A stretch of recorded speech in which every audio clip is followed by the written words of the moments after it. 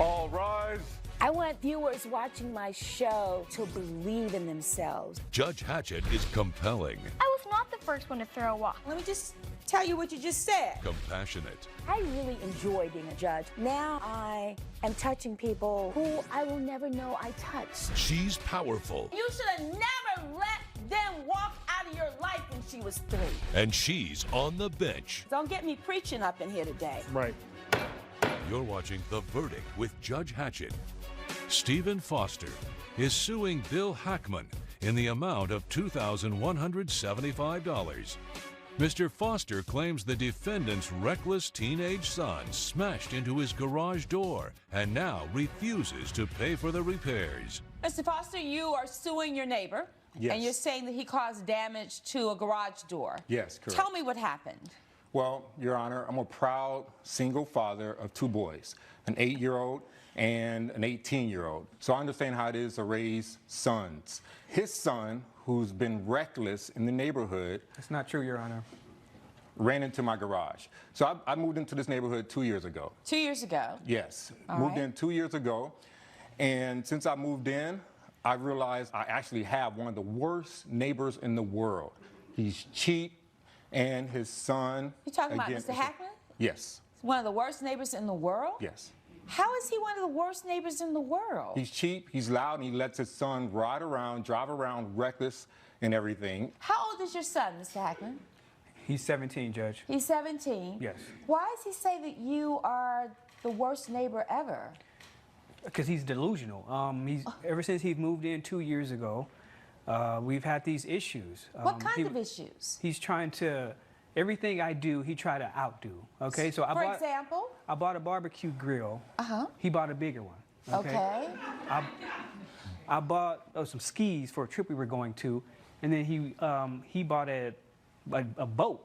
I mean, so everything we do, he tries to outdo us, and I think it's ridiculous. I mean, this doesn't seem like a healthy situation there. And was his son the reason that your garage door, you're saying, was damaged? Correct. So did your son cause damage to your neighbor's door? Well, Judge, so what happened was we Yes. were I was out teaching my son how to drive that day. Okay. He's practicing to get his license. All right. It was a stick shift we were practicing in. He put it in the wrong gear, and it ended up going into the plaintiff's garage. It bumped it a little bit, causing a little damage, and then from there, now we're here in court. So did you offer to repair the garage door since your son caused the damage? Yes, yes. And so why wasn't that done, and why are you here? He changed the agreement. We agreed that I would repair the door. But It's not true. What happened was I came home from work one day. He had a brand new door on there. I mean, it was this big door with bells and whistles. It was a oak door with what did it have, like frosted glass on it or something. One of the most expensive garage doors you could possibly get. Okay. What was the original door? What did the original door look like? The original door, it was a basic garage door. We all had similar garage doors. Do we have pictures? Do I have evidence? Can I see pictures Yes, of Judge Hatchett, right here. I'm also including the invoice of how much I paid to pay for the new garage door. Okay, so now let's back up, and you have some pictures. Yes. Okay, I have let me see pictures your as well. pictures. Now, Mr. Foster, he says that he was out teaching his son how to drive. Okay, so you all have the identical picture. Oh, okay, all right. So he's out teaching his son how to drive. Clearly, it sounds like this is an accident. He said that he offered to repair the garage door, but instead you replaced the garage door, right? Did you replace the garage door with a comparable door? Another door that fits, correct. No, that's not the question. The question is the door that you replaced, it was like the door you had. No, it was different. It was It's different. Yes, it's very different. This is But very different. Can I explain? Please. Okay, so I work from home. All right. So I'm working from home, and I hear this boom. So I ran outside to see what happened, and I see his son behind the wheel who's backing up away from my garage door. All right. So we have a shared driveway. On the left is my garage. On the right is his garage. Oh, so you all are right next door to each other. Right next door to each other. Oh, my goodness. And Yes. this is even more complicated that you all Yes. don't get along. For 2 years, Your Honor. So you've got this common driveway. You're Common right driveway. next door to each Yes. other. And his son backs into your garage. His son, no, drives forward into my garage. Drives forward into my garage. Now, the issue is he took a left turn instead of a right. So if he doesn't know how to take a left instead of a right, he could have killed other people. Okay, that's dangerous, not knowing the difference between a left and a right turn. Okay, so he took a left into my garage and dented my garage. I can't even open my garage. Well, I couldn't open my garage all the way because of the noise that it made because it was dented up. Coming up on The Verdict with Judge Hatchett. Mr. Foster, why should he pay for a much nicer door than you already had? I want to raise the property value of our community. And I should have to pay for that? Your Honor, that's a garage door for the White House, not his house. And later, And you get Correct. the boots, and what happens? I couldn't tell the difference between leather and fake leather, and it just smelled like fish. Now I didn't meet their expectations. I didn't post anything, and it just makes me look bad. The Verdict with Judge Hatchett is back with the case of Stephen Foster, who is suing Bill Hackman for property damage. Let me ask, would you show this to Hackman? I want to make sure that depicts what happened. I want to show it to the defendant. Is that what the garage door looked like after your son hit it? Yes, All Your Honor. right. All right, so there's no dispute. Right. We have a damaged door. I need that back, Right. please. We have a damaged door. Correct. All right, so now why didn't we get a door that looks like the door that was damaged? Okay, so the night of the accident, Yes. he said that he had a guy that can come and take a look at it. So I said, okay, All right. bring your guy in. Okay, and I took pictures, of course. That's my picture. All right. And so I'm waiting 24 hours, 48 hours, and this guy never got back to me.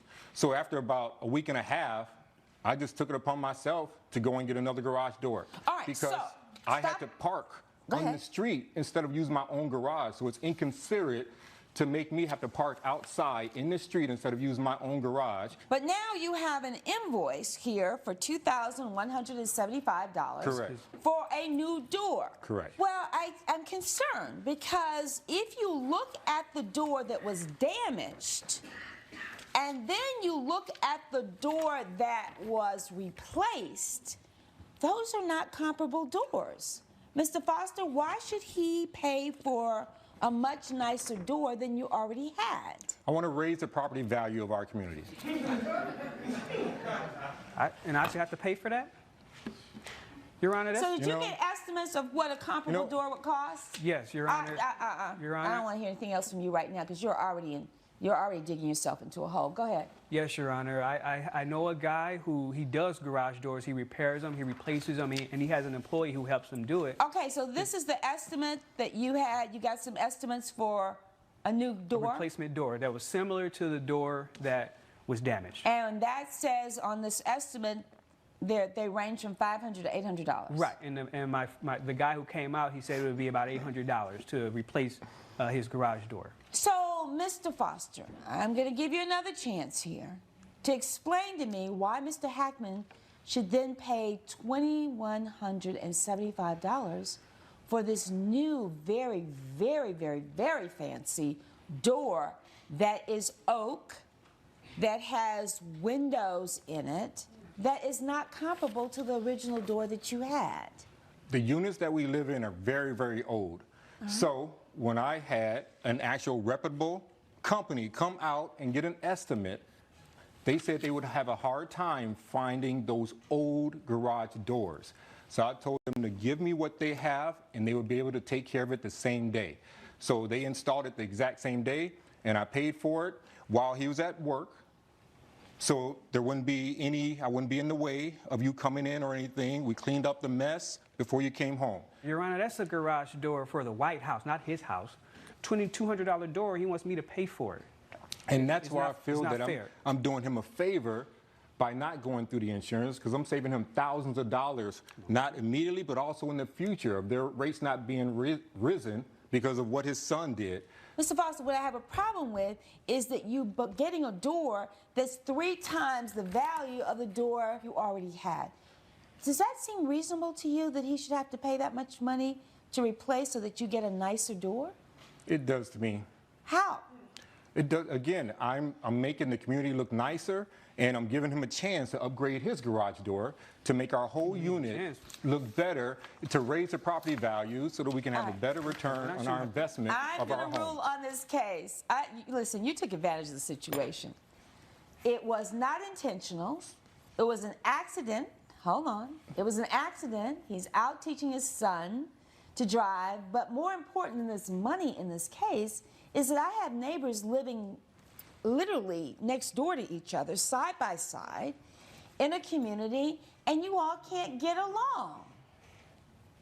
What does that say? And what example are you setting for your children? I need you all to do better. I tried to get along with them, Judge. It's been 2 years. He wanted the biggest, baddest garage door in there so he could try to outdo me. I mean, So I should have so just it took can it be through hard the to get along insurance with then. an adult who acts like a kid. I did you a favor, and this is what I get for the favor. You I'm didn't not do me going a- through your you didn't insurance. do me a favor. You did me no favors at all. I don't think you did him a favor. I think you took advantage of the situation. This kid didn't intentionally damage your garage. It's not like he was out vandalizing things in the neighborhood. He was out trying to learn how to drive. It was an accident. His father immediately took responsibility, said, look, I'll replace it. I wish you had moved faster. I wish your person had shown up faster. I do think that you're entitled to recovery, but you're not going to recover $2,175. I'm going to enter judgment on the high end. I am going to award you $800 in this matter, Mr. Foster, because I do think you're entitled to something, but I'm not going to give you your claim because of the reasons I've stated. Judgment for the plaintiff in the amount of $800, and we'll stand adjourned. Judge Hatchett has ruled in favor of the plaintiff. The defendant has been ordered to pay $800. Your son did damage to my door, my garage door, and this is the things that I get. Should have gone through the insurance. You know what? You overpaid for that door on purpose, and I'm glad the judge saw through you.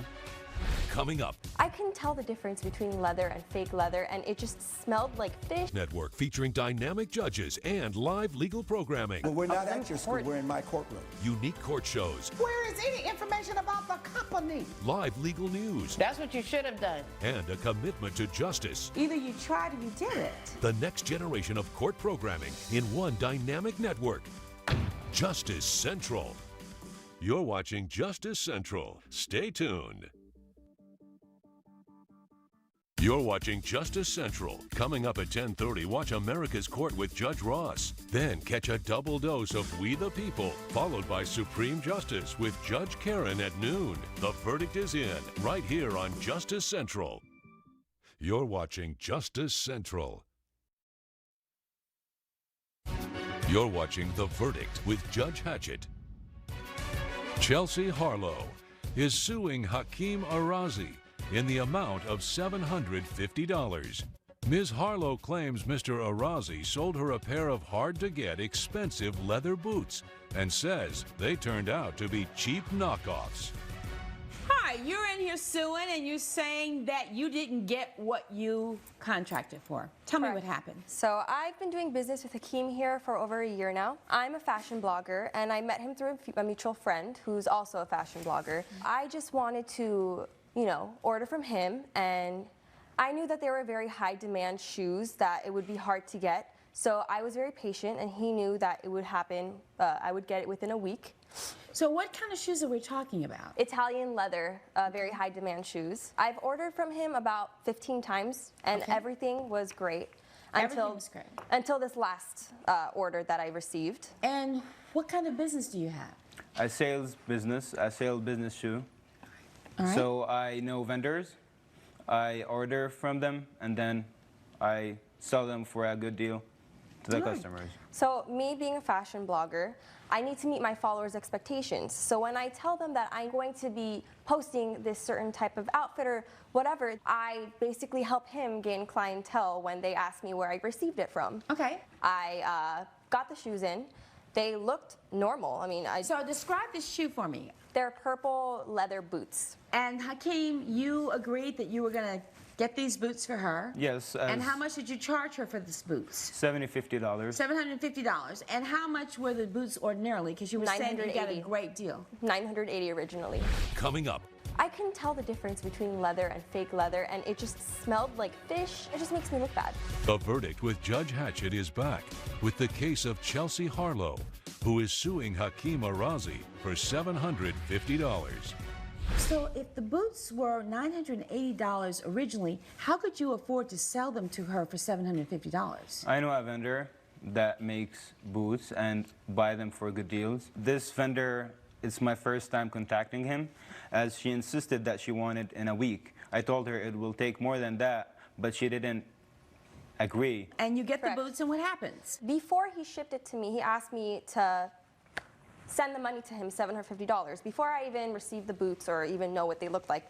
So knowing our loyalty and our relationship, I decided, okay, I trust you enough to send you the $750. I couldn't tell the difference between leather and fake leather, and it just smelled like fish, and it just looked fake. And then the brand tags weren't even on the right, they weren't the right name, and they were on the sole of the shoe rather than being behind. It just, for me, having to meet expectations, my followers. Your reputation is on the line. Exactly.